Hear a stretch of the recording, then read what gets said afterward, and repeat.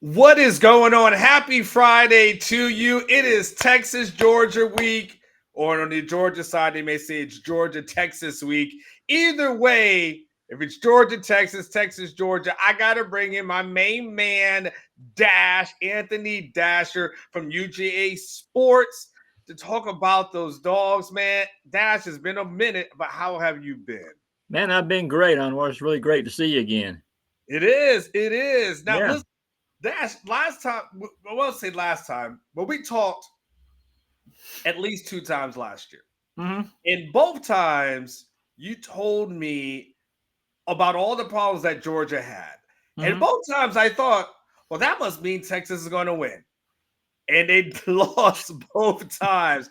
Are you sandbagging this year? Are you going to tell me about all the challenges that Georgia has again this year? Am I to believe you, Dash? Because last year it didn't happen. I'm gonna say a couple of things.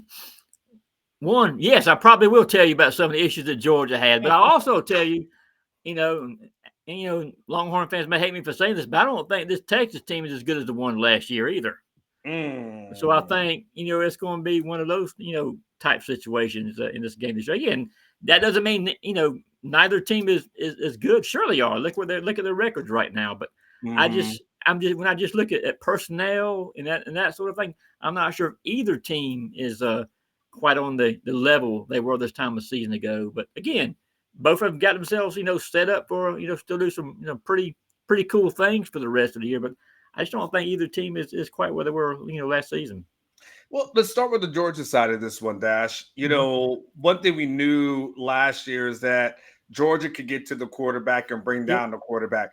That's not a strength of that team, this Mm. year's team. And in fact, they're one of the worst in the SEC as far as getting to the quarterback. I believe they Yeah. may have 11 sacks. 11 sacks. They had 3 last week. Of course, State's not very good, but still, that's a very low number. What is going on that side of the ball? Because usually attacking the quarterback and getting to the quarterback is a Georgia strength. Well, I think the biggest thing is no Jalen Walker. There's no That's Michael Williams. That's a couple of mm, first round draft picks that are missing, from last year. yeah. And I'm not really sure that this year's team has those types of players, on the defense right now. To me, that's the biggest thing. I don't think it's a change so much of scheme or what they're trying to do. They are still trying to create havoc, but I just don't think they've got those explosive players, at least enough of them on defense to make that kind of a difference. How do you think that plays when you're playing against a guy like Arch? Mm-hmm. If you're not able to affect them, because I know you probably watched some games. Sure. The teams that were able to create that pressure on him are the ones that had success against him. Vanderbilt couldn't get any pressure on Mm-hmm. Arch, and we saw what happened there. So, how much does that play into your analysis of, hey, Georgia, if Georgia needs to win, if Georgia wins, it's because of that particular component? It's going to be a huge part of it. I mean, if Arch is allowed to kind of sit back there and make his throws. I mean, certainly the receivers are talented enough to make plays if given enough time. So that's something that Georgia has to get done. Same time, though, I think Texas also has to run the ball against Georgia Mhm. to I think to give Arch the best chance in this one. If Texas can't run the ball, then you may see Georgia at least attempt to try to do some more things to try to get him off his game. Another thing that's interesting about the Georgia aspect is when I look at interceptions for this Mm-hmm. team, Yeah. again, I'm surprised that they are near the bottom of the conference. They're 14th. They Mm-hmm. have 4 interceptions this season, and it's interesting.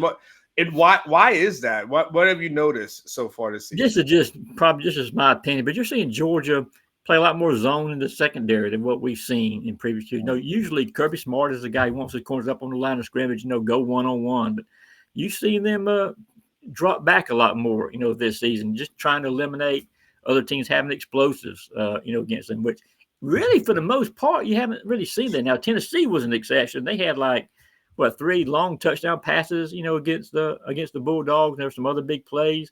But since then, you've seen Georgia go more zone. Teams have been getting the 15, 20, 25-yard pickups, but not so much of the 50, 60, 70-yard plays Mhm, plays of mhm. that nature. I think that's what they're trying to do. Is kind of a pick your poison thing by Coach Smart. He'd rather have teams drive down the field and hopefully get a chance to stop them once they get inside the red zone, as opposed to somebody lining up and jacking a 60-yard touchdown pass. So Yeah. therefore, we haven't really seen, when you're not in those one-on-one situations, you're not going to have too many opportunities to make plays on the ball. I think that's part of it.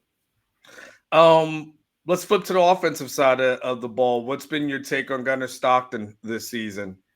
Well, I thought that was the big question going into the season. What kind of year would he have as a starting quarterback? Now, I thought Gunnar would be fine, but he's really starting to exceed some expectations right now, especially in these last 3 ball games. Now, we saw in the SEC championship last year when Gunnar came in that second half, how it just reinvigorated the whole Georgia team. And it's kind of been a little bit of a carryover from that. This team will play its ass off for Gunnar. He is the heart and soul of the team. They've kind of patterned their own play, after him. And so I think it's the chances, the thing is his decision making has gotten a whole lot better. His last 3 games in particular, he's thrown for he's complete almost 75-80% of his passes for 776 yards, 9 touchdowns, 1 pick. He's making good decisions on when to run the ball. He's not taking maybe as many chances as he was before. So I just think he just continues to grow as a quarterback, and that offense of late anyway is really starting to pick it up and is really playing well right now. Yeah, it's interesting because when I look at Gunnar over the last 3 games, when you look at Ole Miss, the Florida game and the Mississippi State game, a couple of things stand out, to me. One is the QBR, of course, against Ole Miss, 204 against them, 172 versus Mississippi State.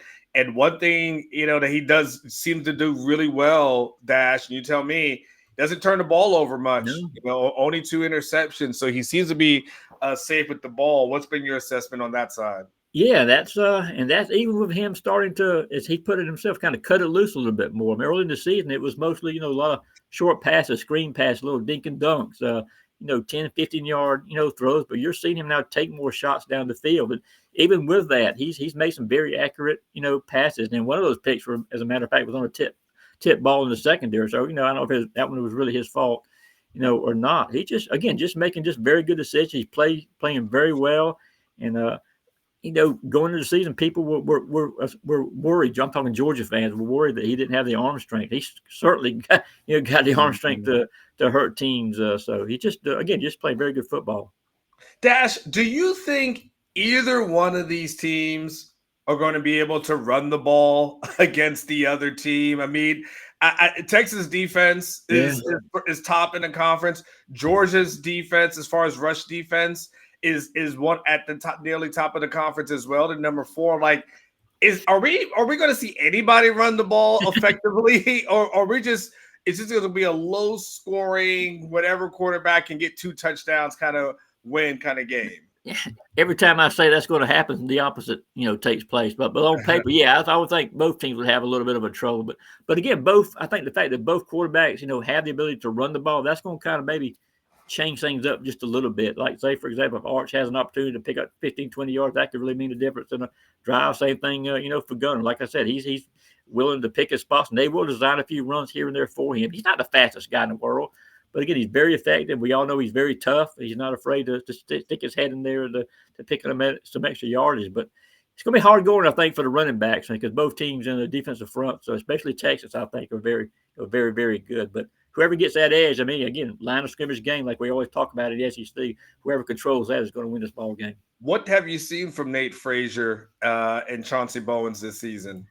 Well, Nate is kind of funny. In the Alabama game, he had a key fumble down in the red zone, and he really got down on himself for a little bit. And that's when you saw Chauncey, who's 5'11", 220 pounds, kind of step up and really kind of become that back for Georgia. But of late, Nate has really kind of picked it up. I mean, last week at Mississippi State had the best game of his career. Had a 59-yard touchdown run. He can get him on in space. He can cause some trouble. So.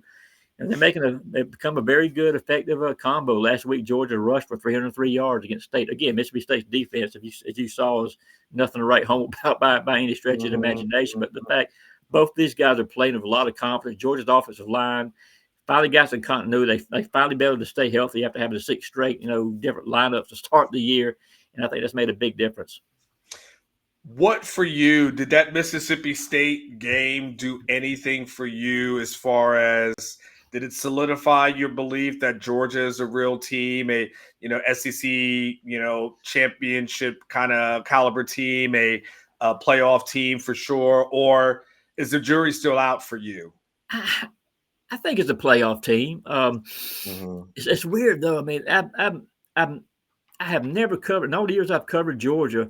I've never covered one that's what trailed in the 6 of the 7 league games they played in this year. How hard is Yeah. it to come back from that week in and week out? And honestly, the Alabama game, the one game they lost, the one they probably should have won. To be quite honest with, it wasn't for the drop touchdown pass. Talion Taylor was wide open. Nobody 20 yards around. The ball went through his hands.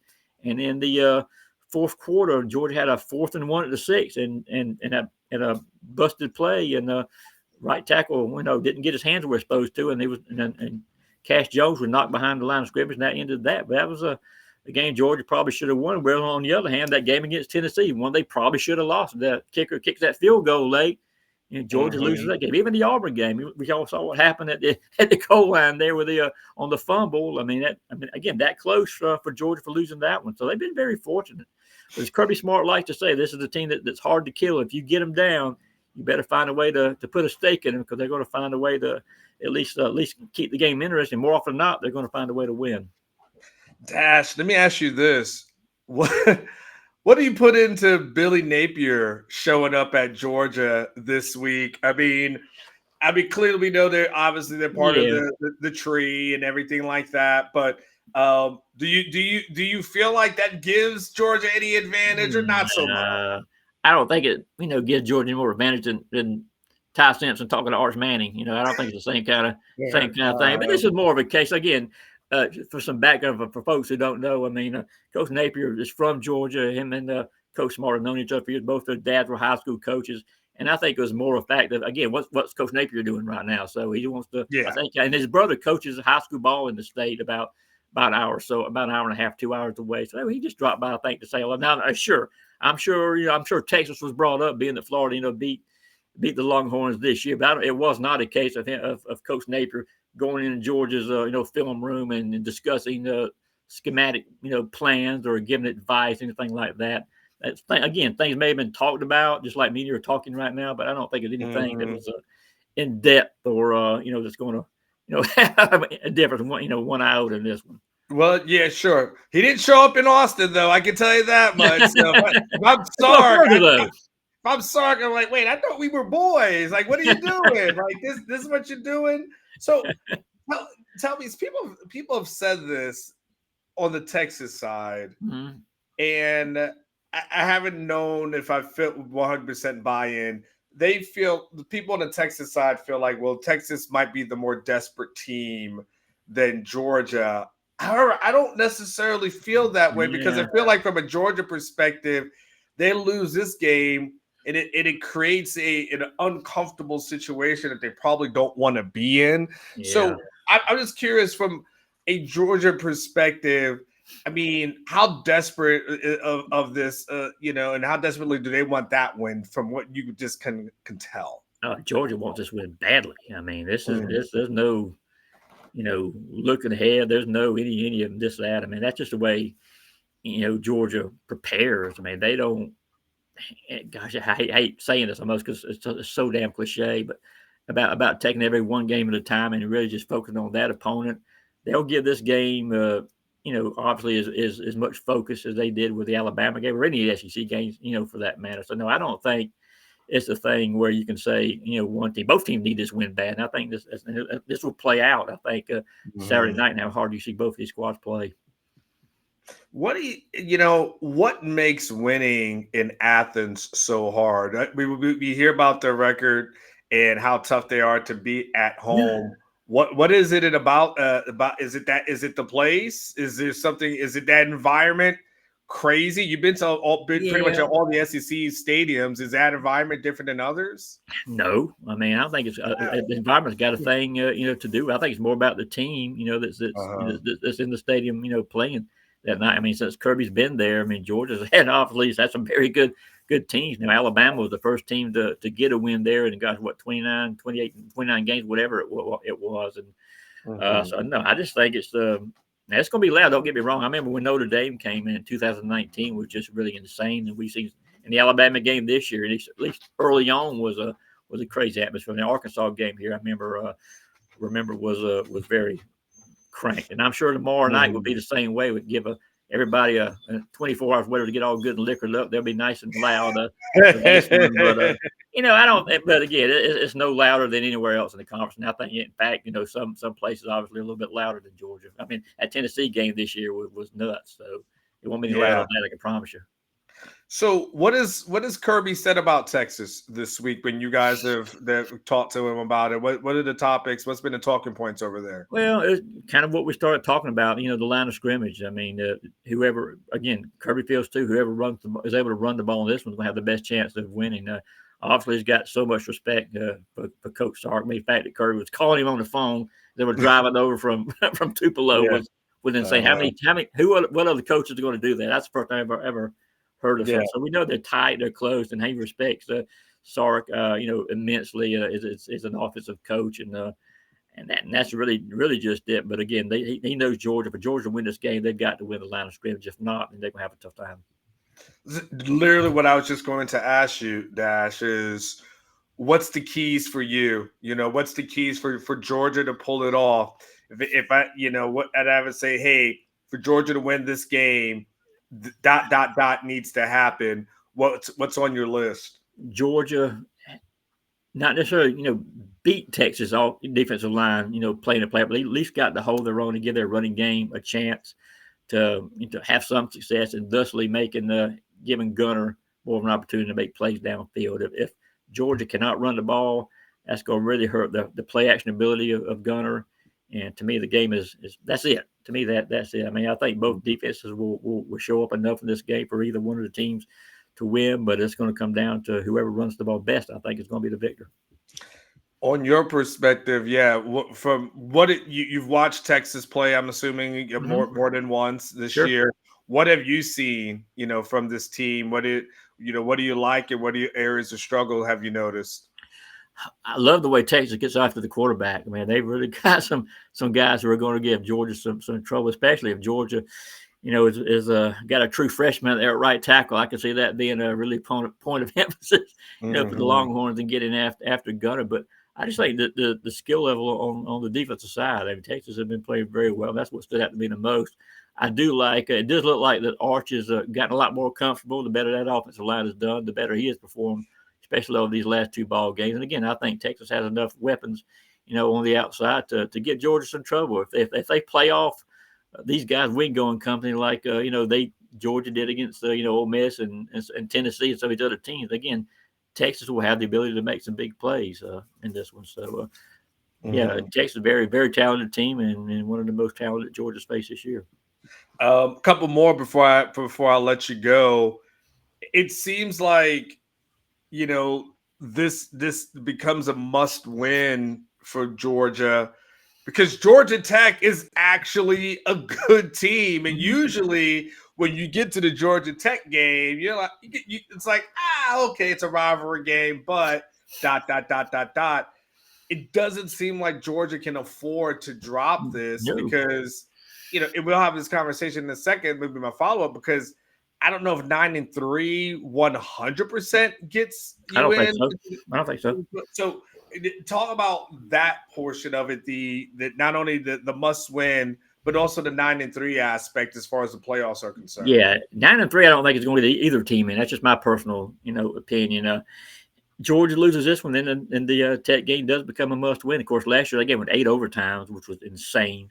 And then this year's game is going on another Friday night. It's going to be at Mercedes-Benz Stadium. And if Georgia, loses that, they're not going to make it. If they win 10-2, then I think Georgia will get into playoffs. But they would like to kind of take that deal away by winning this ball game. There's no doubt, no doubt about that.